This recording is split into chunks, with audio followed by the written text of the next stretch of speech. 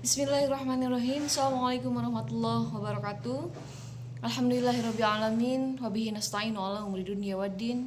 Wassalatu wassalamu ala asrafil anbiya'i wal mursalin wa ala alihi wa sahbihi ajma'in, amma ba'du.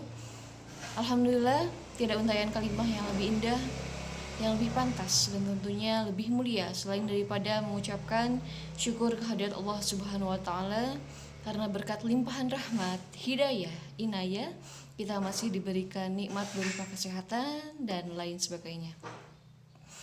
Tidak lupa salawat dan salam semoga tetap tercurah limpahkan kepada baginda alam Habibana wa Nabiyana wa Maulana Muhammad sallallahu alaihi wasallam. Bapak dosen yang kami hormati dan rekan-rekan semua yang berbahagia, ada pepatah tak kenal maka kenalan.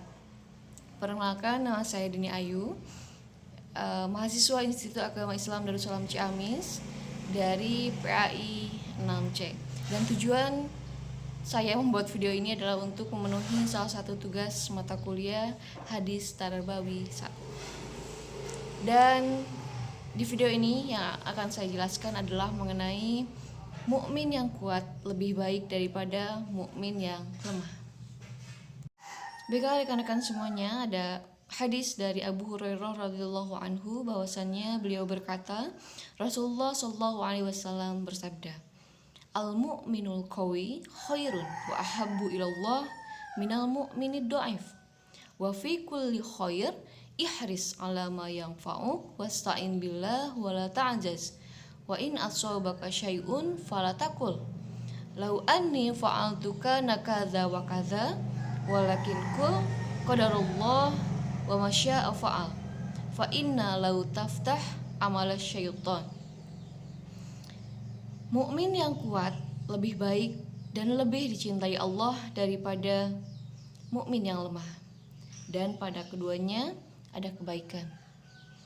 Bersungguh-sungguhlah untuk mendapatkan apa yang bermanfaat bagimu dan mintalah pertolongan Allah dalam segala urusan, serta janganlah sekali-kali engkau merasa lemah. Nah, apabila engkau tertimpa musibah, janganlah engkau berkata, seandainya aku berbuat demikian, tentu tidak akan begini dan begitu.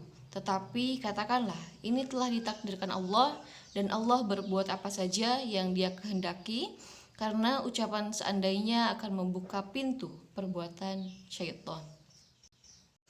Nah, rekan-rekan semuanya, yang perlu kalian ketahui bahwasanya hadis ini adalah hadis yang sangat mulia dan menjadi kaidah yang penting dalam agama kita, yaitu agama Islam. Bahwasanya setiap muslim, setiap mukmin yang telah yakin kepada Allah, mereka harus menjadi orang yang kuat dan orang yang tegar. Dan maksud kuat dan tegar di sini, para ulama merincikan dalam hadis ini dikatakan al-mu'minul qawi khairun wa ahabbu ilallahi minal mu'minid dhaif. Orang mukmin yang kuat jauh lebih baik dan lebih dicintai daripada Allah di sisi Allah daripada orang mukmin yang lemah. Nah, dimaknakan kuat di sini ada dua. Yang paling dasar, yang paling pertama adalah kuat secara keimanan.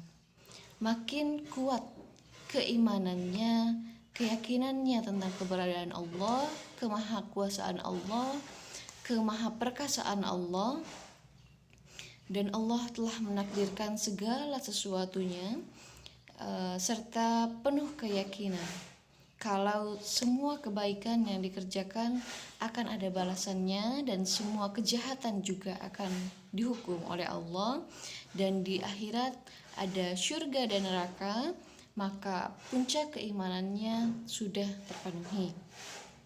Nah, dan ini adalah poin utama dari sisi keimanan atau kekuatan seorang mukmin dinilai dari segi keimanannya, atau kekuatan seorang mukmin dinilai dari kekuatan keyakinannya.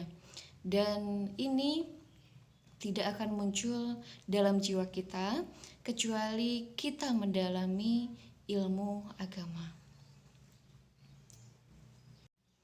Nah, makin lama kita duduk di majelis ilmu, makin kita banyak mendengarkan ayat-ayat Allah, terjemahannya, kandungan maknanya, mendengarkan sabda-sabda Nabi Shallallahu Alaihi Wasallam, maka makin bertambah iman. Karena dalam pemahaman ahli sunnah wal jamaah, iman itu bertambah dengan ketaatan dan berkurang dengan kemaksiatan.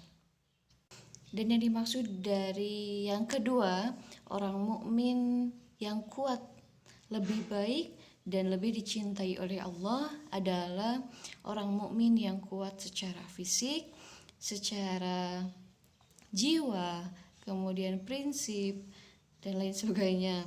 Nah, kalau ada dua orang mukmin, laki-laki A dan B. Nah, si A dan si B ibadahnya sama-sama bagus. Sama-sama berkomitmen untuk sholat berjamaah di masjid, kemudian memberi makan orang miskin, dan lain sebagainya. Tapi si A badannya kekar, olahragawan, suka menjaga kesehatan fisiknya, merawatnya. Sementara si B tidak, maka si A lebih baik daripada si B di sisi Allah Subhanahu wa taala. Karena memang kita diperintahkan oleh Allah di dalam Al-Qur'an untuk memiliki persiapan kekuatan secara fisik. Allah menyampaikan dalam surah Al-Anfal tentang kewajiban setiap laki-laki muslim terutama untuk menjaga kekuatan fisiknya. Nah, makanya Nabi Shallallahu Alaihi Wasallam sangat peduli dengan masalah ini. Beliau memiliki fisik yang kekar, yang kuat, dan beliau selalu memotivasi para sahabat.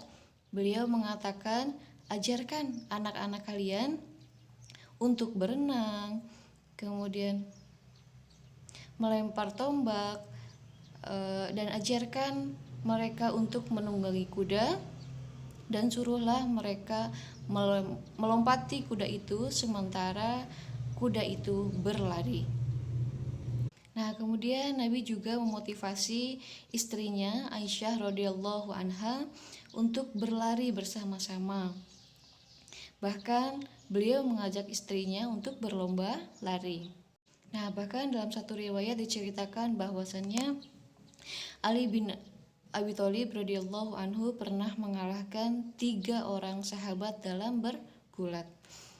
Nah, ini rumit dan susah karena gulat menguras tenaga. Tetapi Ali bin Abi Thalib diberikan oleh Allah kekuatan untuk mengalahkan 3 orang sahabat.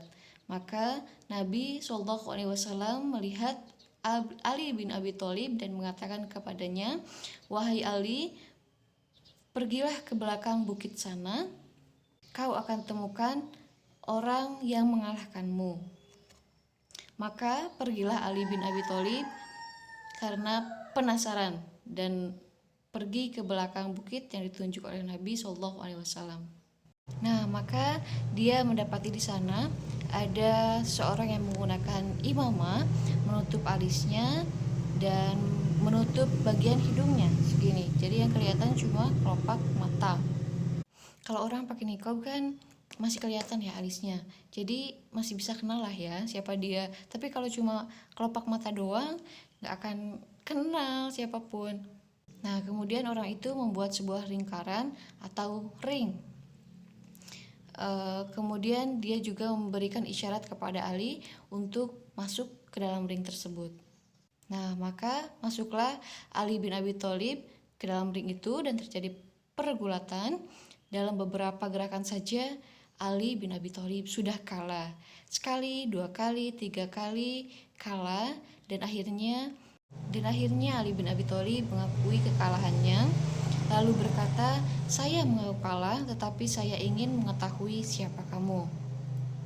Maka orang itu menarik cadar wajahnya dan ternyata beliau adalah Rasulullah SAW.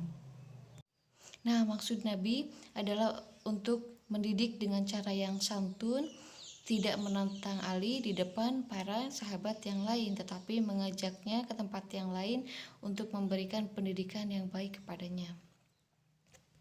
Dan kemudian Nabi juga terus memotivasi para sahabat yang lain untuk melakukan kegiatan yang berhubungan dengan kekuatan fisik, dan ini masuk dalam makna hadis ini.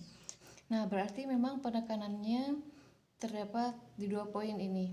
Penekanan tentang masalah kekuatan keyakinan, keimanan kepada Allah Subhanahu wa taala, dan kekuatan secara fisik.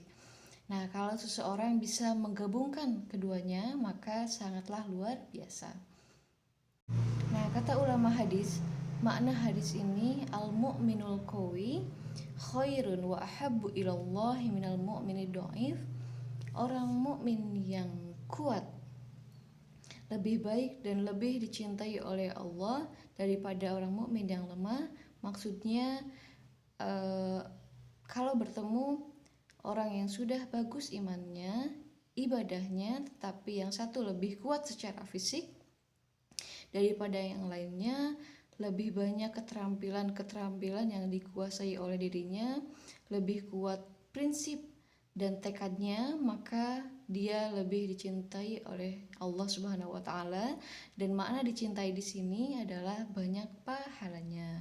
Terima kasih, mungkin hanya itu yang dapat saya sampaikan, kurang lebihnya mohon maaf karena masih dalam tahap pembelajaran. Bapak dosen yang kami hormati dan rekan-rekan semuanya yang berbahagia. Akhirul kalam, billahi taufiq wa hidayah. Wassalamualaikum warahmatullahi wabarakatuh.